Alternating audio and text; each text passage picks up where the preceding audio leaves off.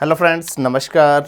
मैं सतवीर यादव लेके आया हूँ आप सभी के लिए भारतीय राज्य व्यवस्था का एक महत्वपूर्ण टॉपिक जिसका नाम है संघ सरकार। और संघ सरकार में हमारी जो चर्चा है वो चल रही थी विधायिका के बारे में। जो लेजिस्लेचर है उसके बारे में हम बात कर रहे थे। विधायी प्रक्रिया क्या है उसके संदर्भ पे जाना था। और हमने बात की थी विधायी प्रक्रिया के अंतर्गत कि जो संसद के अंदर जो कार्रवाई होती है उसमें सबसे पहले प्रश्नकाल का समय आता है। प्रश्नकाल, उसके बाद में शून्यकाल।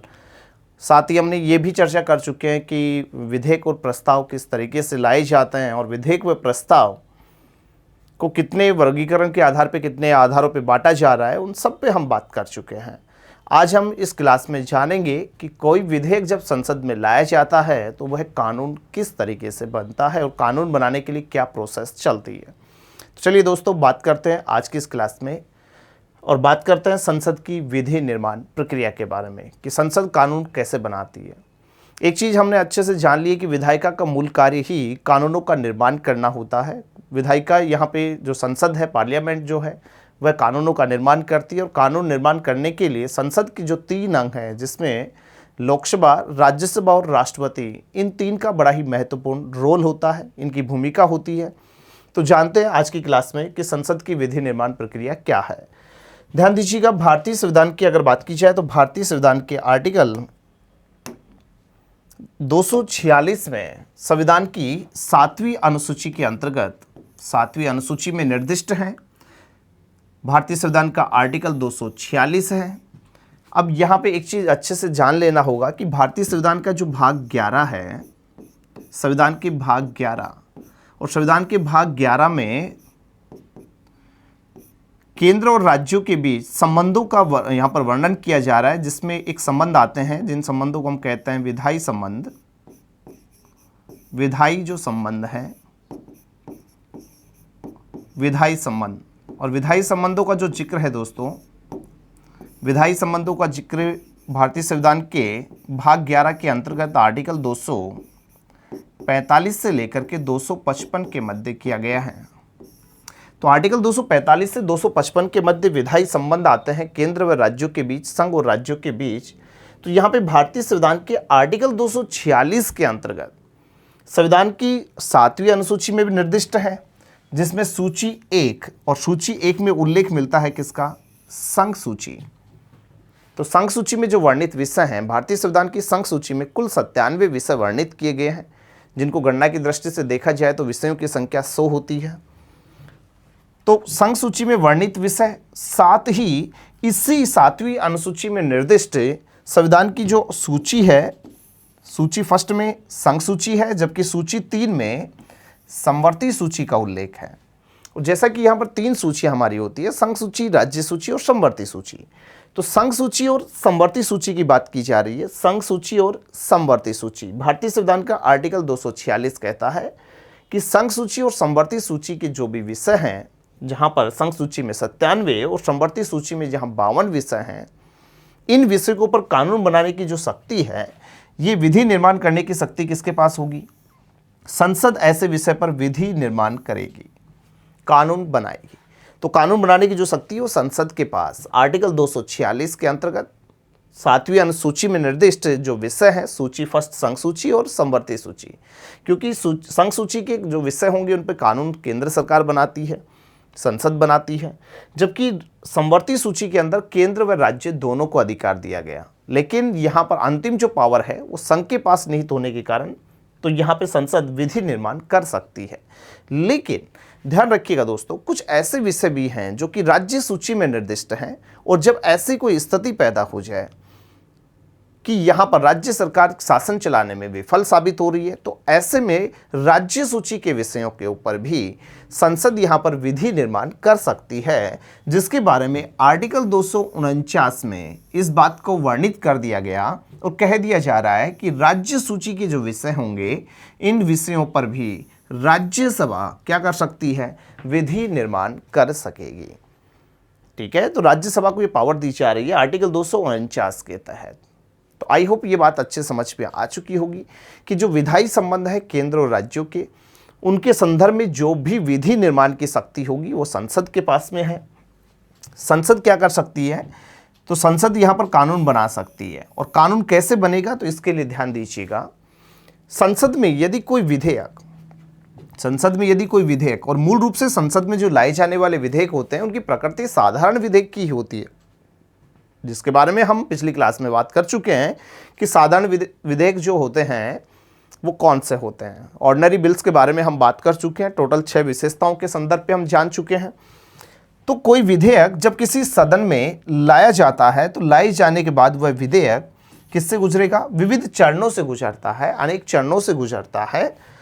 अब इन चरणों की बात करें तो सबसे पहले जो बिल होगा, विधेयक जो होगा, वो संसद के समक्ष प्रस्तुत करने से कम कितने 1 सप्ताह पूर्व उस विधेयक को लाए जाने के लिए क्या लेनी होगी, अनुमति लेनी होती है। ध्यान रखिएगा, अगर कोई मंत्री विधेयक ला रहा है तो यहाँ पर 1 सप्ताह की बात कर रहा है, क्योंकि आपसे बात कर चुके हैं कि प्रेजेंटेशन के आधार पे, प्रस्तुतिकरण के आधार पे जो होगा, विधेयक की 2 कैटेगरी बताई गई थी। एक जो विधेयक होते हैं सरकारी होते हैं और एक होते हैं गैर सरकारी। मंत्री अगर कोई विधेयक ला रहा है तो सरकारी और सदस्य ला रहा है तो गैर सरकारी। अब ऐसे में यदि कोई मंत्री लेके आ रहा है तो ऐसे में 1 सप्ताह पूर्व अनुमति लेगा, लेकिन अगर यहाँ पर सदस्य अगर कोई बिल लेकर के आ रहा है, अगर वह मंत्री नहीं है, तो ऐसी कंडीशन पे कम से कम 1 माह पूर्व अनुमति अनिवार्य होगी। साथ ही जैसे ही अनुमति ली जाएगी उसके साथ ही विधेयक की 2 प्रतियां, याद रखिएगा दोस्तों, 2 प्रतियां जो विधेयक लेकर के आ रहे हैं, जो जिस विषय के ऊपर हम कानून बनाना चाहते हैं, उस विधेयक की 2 प्रतियां उस सदन के, जिस सदन से विधेयक लाया जा रहा है, उस सदन के महासचिव को भेजी जाएंगी। याद रखिएगा, विधेयक की प्रतियां महासचिव के पास में भेज दी जाती हैं। विधेयक की प्रस्तुति के लिए जब उसको प्रेजेंट किया जा रहा है, प्रस्तुत किया जा रहा है, तो प्रस्तुति के लिए जो निश्चित तिथि है, निश्चित तिथि को जो अध्यक्ष होगा, वो अध्यक्ष जो विधेयक लाए जाने वाला जो मंत्री है, उस प्रभारी मंत्री को बुलाता है निश्चित तिथि को, जो विधेयक को क्या करेगा, पुनः स्थापित करने का प्रस्ताव रखता है।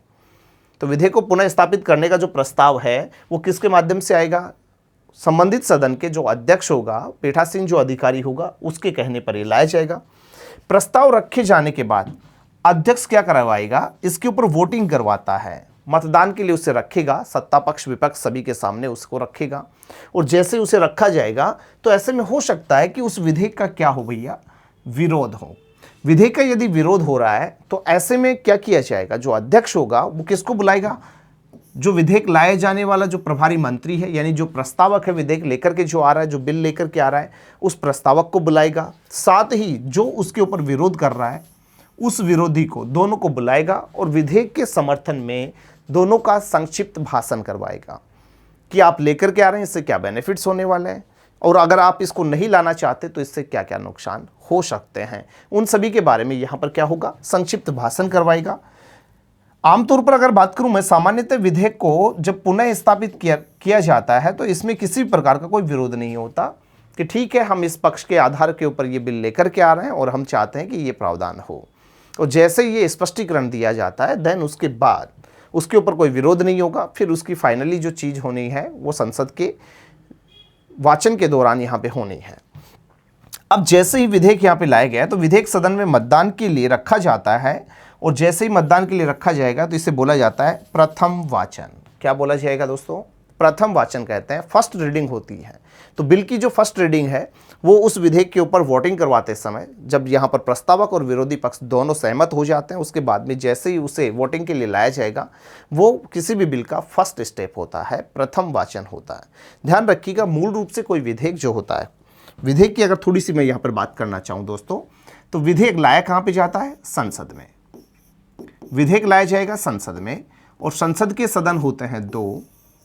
संसद के सदन कितने हैं, 2 सदन होते हैं। एक सदन का नाम है लोकसभा। विधेयक या तो लोकसभा में लाया जाएगा या फिर विधेयक कहां से आएगा, राज्यसभा से लाया जाएगा। तो लोकसभा और राज्यसभा, संसद के 2 सदन, तो विधेयक या तो लोकसभा से आएगा या फिर राज्यसभा से आएगा। जिस भी सदन से, सपोज देन कोई विधेयक लोकसभा से आया तो लोकसभा से आएगा, तो ऐसे में कोई बिल लाया जा रहा है, सरकारी है गैर सरकारी है, वो दोनों चीज़ें देख ली जाएंगी। ठीक है ना, विधेयक की प्रकृति कैसी है, सरकारी है या गैर सरकारी है, उस आधार पर लोकसभा में लाया गया। लाने के बाद में कोई भी विधेयक मूल रूप से 3 चरणों से गुजरता है। बिल्कुल यहाँ पर संक्षिप्त में समझने का प्रयास करें। 3 चरणों से वह गुजरेगा। 3 चरणों में अगर बात करें तो सबसे पहले फर्स्ट रीडिंग होती है, प्रथम वाचन होगा। एक होता है सेकंड वाचन, यहाँ पर सेकंड जो मतलब है कि यहाँ पर रीडिंग हो जाएगी, और उसके बाद में फाइनली थर्ड रीडिंग होती है। तो टोटल यहाँ पर रीडिंग होती है first reading, second reading and third reading. ठीक है दोस्तों, 3 रीडिंग यहाँ पे होती है, 3 चरणों से वह बिल गुजरता है। जैसे ही फर्स्ट रीडिंग में आएगा, ये प्रथम वाचन के दौरान यहाँ पर आएगा। और इस रीडिंग में होता क्या है, वन वर्ड में अगर मैं कहना चाहूँ तो इस रीडिंग में संबंधित सदन के उस बिल को राजपत्र पर प्रकाशित किया जाता है, गजट पर लाया जाता है, उसे गजट पर प्रकाशित कर दिया जाता है। ये होता है इसका फर्स्ट रीडिंग। सेकंड रीडिंग में क्या होता है, उस बिल के ऊपर विचार विमर्श होता है। क्या होगा, विचार विमर्श होगा। तो बिल के ऊपर जो विचार विमर्श होता है, किसी भी विधेयक के ऊपर विचार विमर्श की जो प्रक्रिया होती है वो द्वितीय वाचन के दौरान होती है। और फाइनली तृतीय वाचन में शब्द अशुद्धियों को देखते हुए उसे क्या किया जाएगा, मतदान करवाते हुए सर्वसम्मति से आवश्यक बहुमत के साथ में उस विधेयक को पारित कर दिया जाता है। तो 3 चरण यहाँ पर चलेंगे। प्रथम जो वाचन होता है उसमें राजपत्र पर प्रकाशित होगा, द्वितीय वाचन में विचार विमर्श होगा, और तृतीय वाचन में उसे पारित कर दिया जाता है किसी भी एक सदन से। ये बात हमें अच्छे से ध्यान में यहाँ पे रखनी है। अब बात को सुनिएगा। विधेयक को प्रस्तुत करने से पूर्व जो पीठासीन अधिकारी द्वारा या उसकी पूर्व अनुमति से भारत के राजपत्र में उसे क्या किया जाएगा, प्रकाशित। मैंने बोला कि फर्स्ट वाचन में उसे राजपत्र पर प्रकाशित किया जाएगा। प्रत्येक सदन का अपना एक गजट होता है, उस गजट के ऊपर उसको प्रकाशित कर दिया जाता है। ये कार्य होगा प्रथम वाचन में। उसके बाद होता क्या है कि विधेयक का जो द्वितीय वाचन है, ये द्वितीय वाचन सबसे क्या होता है, विस्तृत होता है और महत्वपूर्ण अवस्था होती है किसी भी बिल के लिए। प्रथम वाचन और द्वितीय वाचन की मध्य अगर बात की जाए तो मूल रूप से 2 दिन का अंतराल होता है, यानी बिल लाने के अगले 2 दिन के बाद, जैसे उसे गजट पर प्रकाशित किया जाएगा उसके 2 दिन के बाद में यहाँ पर सेकंड रीडिंग यहाँ पर शुरू होती है किसी भी बिल के ऊपर। इस चरण में संपूर्ण विधेयक पर क्या होनी है, सामान्य चर्चा होनी है। उसके पक्ष विपक्ष को जानना होता है, ठीक है, उसके लाभ हानि को देखना होता है। तो सामान्य चर्चा होगी, और सामान्य चर्चा होने के बाद 3 उपबंध विकल्पों पर क्या की जाएगी, चर्चा की जाती है। और 3 जो उपबंध विकल्प हैं उनमें सबसे पहला विकल्प आता है कि विधेयक को तुरंत वाचन किया जाए। नंबर फर्स्ट जो विकल्प होगा, विधेयक को तुरंत वाचन किया जाए, या फिर विधेयक को क्या किया जा सकता है, प्रवर समिति के पास भेजा जाए, या फिर नंबर 3 विधेयक पर जनता की राय जानने के लिए उसे प्रसारित किया जाए। 3 चीजें होंगी। जैसे सेकंड रीडिंग में आएगा, द्वितीय वाचन में कोई बिल आता है तो ऐसे में जैसे बिल आएगा तो उस पर विचार विमर्श होना है, चर्चा होनी है, सामान्य चर्चा होगी, और फाइनली जब सामान्य चर्चा हो जाएगी तो उसके बाद में अगर देखा जाएगा कि बिल कैसा है, अगर साधारण प्रकृति से है तो ऐसे में उसका तुरंत वाचन कर दिया जाता है। लेकिन अगर बिल बहुत ही जटिल प्रकृति से है, उसके बहुत ज़्यादा यहाँ पर लोगों के साइड इफेक्ट्स हो सकते हैं, तो ऐसे में विधेयक पर जनता की राय जानने के लिए उसे प्रसारित कर दिया जाएगा। जबकि सबसे ज़्यादा जो कार्य किया जाता है, सबसे ज़्यादा विधेयक के ऊपर जो लाई जाने वाला जो प्रावधान है, उपबंध है, वो होता है कि विधेयक को प्रवर समिति के पास भेजा जाए। तो सबसे इंपॉर्टेंट चीज़ ये है कि प्रवर समिति के पास उसको भेज दिया जाता है। सामान्य रूप से तुरंत ही वाचन कुछ अति आवश्यक सरकारी व विवाद रहित विधेयकों का होता है। जहां तक जनता की राय लेने का प्रश्न है, इसके लिए सामान्यतः उन्हीं विधेयकों को भेजा जाएगा जो कि कैसी प्रकृति से हैं, जटिल प्रकृति के होते हैं। बात करूं मैं यहां पर नंबर तीसरा जो ऑप्शन होता है प्रवर समिति का। वैसे तो समितियों के बारे में हम आगे बात करेंगे दोस्तों। संसदीय जो समितियां हैं मूल रूप से 2 प्रकार की होती हैं, उनके ऊपर हम आगे बात करेंगे। एक स्थायी समिति होती है, एक होती है तदर्थ समिति। तदर्थ का मतलब होता है अस्थायी समिति, ठीक है। एक अस्थायी समिति होती है, एक होती है स्थायी समिति। यहाँ पर प्रवर जो समिति होती है, तदर्थ जो समिति होती है, नाम से स्पष्ट हो रहा है, तदर्थ समिति मतलब एक अस्थायी समिति है, ठीक है। अस्थायी समिति होती है प्रवर समिति, जो कि एक अस्थायी समिति जो किसी भी विधेयक के लाए जाने के बाद गठित होती है, विधेयक के लाए जाने के बाद गठित होती है मूल रूप से प्रवर समिति, ठीक है। क्योंकि प्रवर समितियों में केवल जैसे कि किसी घोटाले से संबंधित है, भ्रष्टाचार से संबंधित है कोई समिति है, तो ये जो समितियां होती हैं, जैसे भ्रष्टाचार होगा उसके बाद ही तो लाई जाएगी, विधेयक आया उसके बाद में कोई लेकर के आ रहे हैं, ठीक है। तो ऐसी कोई भी समितियां होती हैं तो वो ऐसा ही समितियां होती हैं जो किसी बिल के लाए जाने के बाद में या किसी घटना के बाद में गठित की जाती हैं, ऐसा ही समितियों का अंग होता है। तो आगे जब हम बात करेंगे, लेकिन यहाँ पर जब हम बिल निर्माण की बात कर रहे हैं, कानून निर्माण की बात कर रहे हैं, तो कानून निर्माण में प्रवर समिति को समझ लेना जरूरी है। यह एक कैसी समिति है? अस्थायी समिति है जो किसी विधेयक के लाए जाने के बाद में गठित की जाएगी और विधेयक पर अपनी क्या देती है, रिपोर्ट देने के साथ ये स्वतः ही समाप्त हो जाती है। जैसे रिपोर्ट देगी उसके बाद ये स्वतः समाप्त होगी। अब यहाँ पर संसद के सदन कितने हैं? 2 हैं। संसद के जो सदन होते हैं वो कितने हैं? 2 हैं। संसद का एक सदन कौन सा है? एक सदन होता है लोकसभा और दूसरा सदन होता है राज्यसभा। राइट दोस्तों, तो यहां पे ध्यान रखिएगा, प्रत्येक सदन में इसकी सदस्य संख्या कितनी होगी? 30। अगर लोकसभा में अगर बिल है और ऐसे में प्रवर समिति यहां पे गठित हो रही है तो इसकी सदस्य संख्या कितनी होगी? 30 होती है। राज्यसभा में अलग से प्रवर समिति बन रही है तो इसकी भी संख्या कितनी होगी? 30 होती है। लेकिन यदि दोनों सदन अगर मिलकर के अगर इस समिति का गठन करें, जिसे हम क्या बोलेंगे, संयुक्त प्रवर समिति कहेंगे, दोनों सदन मिलकर के अगर संयुक्त प्रवर समिति गठित करते हैं तो अलग अलग सदन में 30 होती है, लेकिन जब दोनों सदन मिलते हैं तो इसकी संख्या कितनी हो जाती है? 45 हो जाती है। ठीक है, तो बड़ा ही अच्छा प्रश्न है, एग्जाम में पूछा गया प्रश्न है। ठीक है, एसएससी ने यहाँ पे क्वेश्चन किया था कि संयुक्त प्रवर समिति की सदस्य संख्या कितनी होती है, तो 45 होती है, जिसमें लोकसभा के 30 होते हैं, राज्यसभा के सदस्य 15 होते हैं। प्रत्येक सदन में अगर प्रवर समिति गठित हो रही है तो उसकी संख्या 30 होती है। ओके, प्रवर समिति के सभापति को ध्यान दीजिएगा, प्रवर समिति का जो अध्यक्ष होगा, इस अध्यक्ष को कौन यहाँ पर लोकसभा का अध्यक्ष नियुक्त करता है। यदि लोकसभा का उपाध्यक्ष, ध्यान देना, यदि लोकसभा का उपाध्यक्ष अगर समिति का सदस्य है तो वह स्वतः ही समिति का क्या बन जाएगा? अध्यक्ष बनेगा। और आमतौर पर ज़्यादातर यहाँ पर उपाध्यक्ष को इस समिति का सदस्य बनाया जाता है, इसलिए प्रवर समिति का ज़्यादातर जो अध्यक्ष होगा वो उपाध्यक्ष ही होता है, लोकसभा उपाध्यक्ष होगा दोस्तों।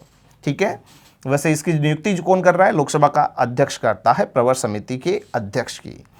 प्रवर समिति द्वारा विधेयक को स्वीकृत कर दिया जाए तो वह अपनी रिपोर्ट तैयार करती है, जिस पर समिति सदस्यों के क्या होंगे? हस्ताक्षर होंगे। वह अपनी रिपोर्ट बना देगी। देन इसके बाद हस्ताक्षरित जो रिपोर्ट होगी, ये रिपोर्ट जो सदन के सम्मुख प्रस्तुत कर देती है। समिति का प्रतिवेदन जैसे ही प्राप्त होगा तो उस प्राप्त होने के बाद इसका क्या किया जाएगा?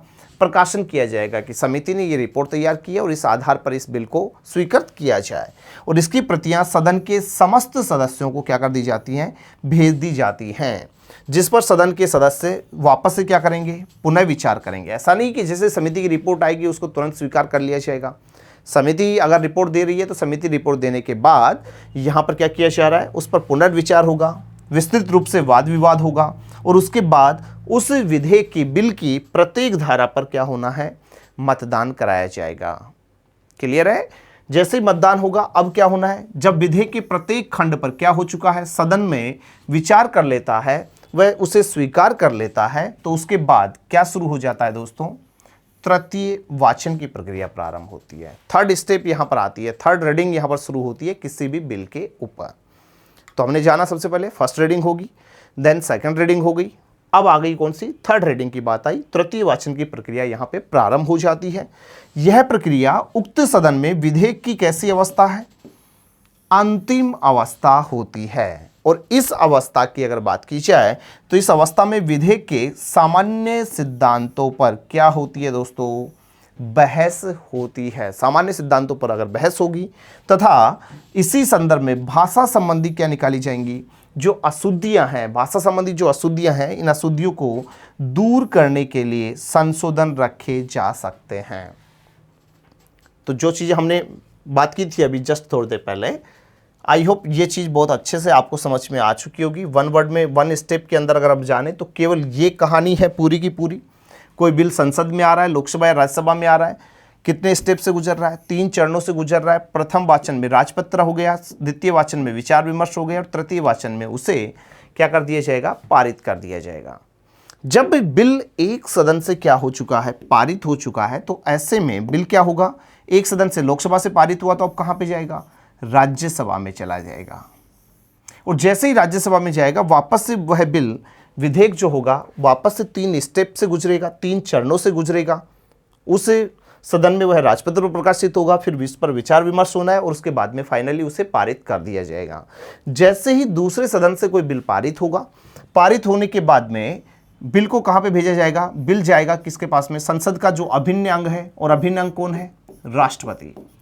संसद का जो अभिन्न अंग होगा राष्ट्रपति, तो बिल पहुंचता है राष्ट्रपति के पास में, और जैसे ही राष्ट्रपति के पास पहुंचेगा, तो ऑलरेडी हम राष्ट्रपति में पढ़ चुके हैं इस चीज़ को कि कोई भी विधेयक जब राष्ट्रपति के पास में आता है, तो राष्ट्रपति के पास में कोई भी बिल जाने के बाद में राष्ट्रपति यहाँ पर उस बिल को स्वीकृत कर सकता है, सहमति दे सकता है, असहमति दे सकता है, पुनर्विचार के लिए भेज सकता है, या फिर उसके ऊपर जे भी वीटो भी कर सकता है। उसे तो यहाँ पर लोग कि अस्थायी समय के लिए, कितने भी लंबे समय के लिए उसे अपने पास रोक सकता है। तो यहाँ पर 3 चर्चाएं यहाँ पर होनी होती है जब राष्ट्रपति के पास में, और फाइनली जब राष्ट्रपति किसी भी बिल के ऊपर क्या करता है? अपनी सहमति दे देता है। तो ऐसे में कोई भी बिल क्या बन जाता है दोस्तों? कानून बन जाता है। ओके, तो जैसे ही बिल क्या होगा, पूरे विधेयक पर क्या हो जाएगा? मतदान हो जाता है। इस अवस्था में विधेयक प्राय अस्वीकार नहीं किए जाते। एक सदन से पास होने के बाद विधेयक को दूसरे सदन में भेजा जाएगा, जहां वापस से वही पूर्व लिखित जो चरण है उन्हीं चरणों से गुजरेगा। दूसरे सदन से पास होने के बाद विधेयक पर राष्ट्रपति के पास में भेज दिया जाएगा, और राष्ट्रपति इस पर क्या करता है? अपनी अनुमति देता है। तो कोई भी बिल अब कानून का रूप ले लेता है। तो आई होप ये कानून निर्माण की जो प्रोसेस है आप लोगों को समझ में आई होगी। 3 चरणों की बात कर रहा है, 3 चरणों से गुजरता हुआ बिल यहाँ तक पहुँचेगा।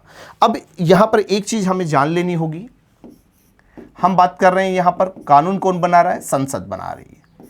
अब संसद के सदन हो गए 2, लोकसभा और राज्यसभा। अब मान के चलिए कि कोई बिल लोकसभा से पारित हुआ है, लोकसभा से पारित हो गया, कहाँ पे चला गया? राज्यसभा के पास चला गया। लेकिन जैसे ये राज्यसभा के पास में बिल पहुंचा, देन हमने देखा कि पीछे से लोकसभा क्या हो गई है? भंग हो गई है, उसका कार्यकाल पूरा हो गया। क्योंकि एक लंबा प्रोसेस लगता है बिल यहाँ पर जब निकलेगा किसी भी सदन से, तो जब बिल गुजरता है तो लंबा समय इसमें लग रहा है। और ऐसे में सपोज देन कि लोकसभा उस ड्यूरेशन में क्या हो गई है? भंग हो चुकी है। बिल कहाँ से आया दोस्तों? लोकसभा से बिल पारित हुआ, कहाँ पे जा चुका है? राज्यसभा में जा चुका है। और ऐसे में लोकसभा भंग हो चुकी है, तो क्या अब बिल बचेगा? क्या बिल ऐसे कैसे रहेगा या फिर निष्प्रभावी हो जाएगा? है ना? तो यहाँ पे ध्यान रखिएगा, जो लेके आ रहा है वही नहीं रहा है। यानी इस कहानी को हम इस तरीके से कह सकते हैं कि जैसे कि कोई वृद्धावस्था के कागज बनवा रहा है पेंशन चालू करवाने के लिए, और ऐसे में वो क्या करता है? वृद्धावस्था कार्यालय के अंदर जाता है, पेंशन कार्यालय में जा रहा है, और पेंशन कार्यालय में जाकर के अपने दस्तावेज मेंशन करता है ना? दस्तावेज उसने मेंशन किए, लेकिन अब वापस गया और उसके बाद में वह व्यक्ति ही नहीं रहा। तो ऐसे में उसकी पेंशन चालू हो पाएगी? नहीं हो पाएगी ना। तो सेम सिनेरियोज को समझिए, यहाँ भी ठीक वही होता है। जब बिल यहाँ से आ रहा है, यहाँ पे जा चुका है, और ये एक अस्थायी सदन है लोकसभा, क्योंकि राज्यसभा एक स्थायी सदन है जो भंग नहीं होगा, लेकिन लोकसभा भंग हो सकती है। ये सिनेरियो क्रिएट हो रहा है कि लोकसभा यहाँ पे भंग हो चुकी है। तो ऐसे में विधेयक क्या होता है दोस्तों? तो विधेयक निष्प्रभावी हो जाता है। ओके, लेकिन यदि विधेयक कहाँ से चला है? राज्यसभा से यहाँ से निकला है, और कहाँ पे पहुँच चुका है? लोकसभा में पहुँच चुका है। क्योंकि या तो विधेयक लोकसभा में आएगा या राज्यसभा में आएगा। अब बिल आ चुका है राज्यसभा में, तो राज्यसभा से जब गुजरेगा लोकसभा में पहुंचेगा, और पता चला कि क्योंकि ये तो भंग होगी नहीं, कौन भंग होगी? लोकसभा ही भंग होनी है। बिल आया यहाँ से, तो जो लेके आया वो अभी ऐसे कैसे है? प्रभाव क्षेत्र में है, तो ये नहीं है प्रभाव क्षेत्र में। तो जैसे ही यहाँ पर क्या होगा? नई लोकसभा गठित होगी, तो नई लोकसभा गठन के साथ में क्या होगा? अब बिल स्वतः ही क्या कर लिया जाएगा दोस्तों? लोकसभा में लंबित हो तो लोकसभा भंग हो जाए, क्योंकि भंग लोकसभा होनी है, तो विधेयक पर कोई भी प्रभाव नहीं पड़ता। विधेयक ऐसे कैसे बना रहता है। क्लियर है दोस्तों? तो इस चीज़ को बहुत अच्छे से ध्यान में रखिएगा। तो ये थी विधायी निर्माण प्रक्रिया के बारे में, कानून निर्माण की जो प्रोसेस है कि कानून कैसे बनता है, उसके संदर्भ पे हमने जाना है। तो आज की क्लास में हम यही बात करने वाले थे आप लोगों से कि कानून निर्माण कैसे होना है। तो वापस से ध्यान रख लीजिएगा, कोई भी विधेयक कहाँ पे आ रहा है? किसी सदन में लाए जाने के बाद 3 स्टेप से गुजर रहा है। 3 स्टेप्स जब क्लियर होती हैं तो कोई भी विधेयक क्या बन जाता है? कानून बन जाता है। बात करेंगे, फिर से मुलाकात करेंगे आप सभी से नेक्स्ट वीडियो में एक नए टॉपिक के साथ में। तब तक के लिए नमस्कार।